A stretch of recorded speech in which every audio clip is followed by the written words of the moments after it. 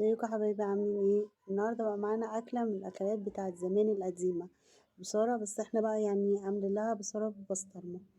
معانا ربع كيلو فول، معانا حزمه بص... كزبره، معانا حزمه بقدونس، معانا بطاطسايه، طماطم، توم، بصل، ورق لورا، مرقه.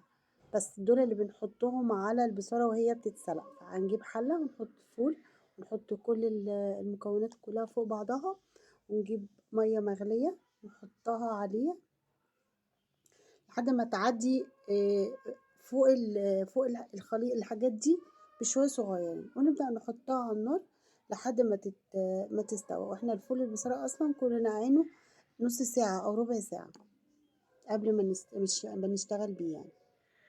وبعد هنا ما استوت معانا البصارة، هنبدأ نضربها في الخلاط. والأفضل إن انتي تضربيها في الخلاط، لأن البلندر مش بينعمها زي الخلاط، فالخلاط بيبقى أحسن.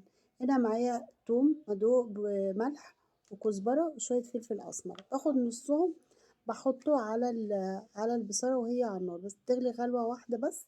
وبنبدأ نحمر البسطرمة في حبة زيت صغيرين. والبصارة ما بتتعملش غير بالزيت، مش بتتعمل بسمنة.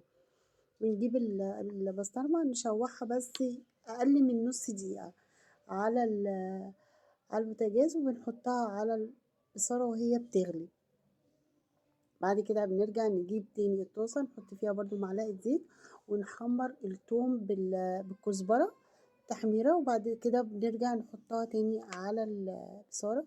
وبقى كده البصارة خلاص. بنبدأ بقى نغرفها بالشكل دوت.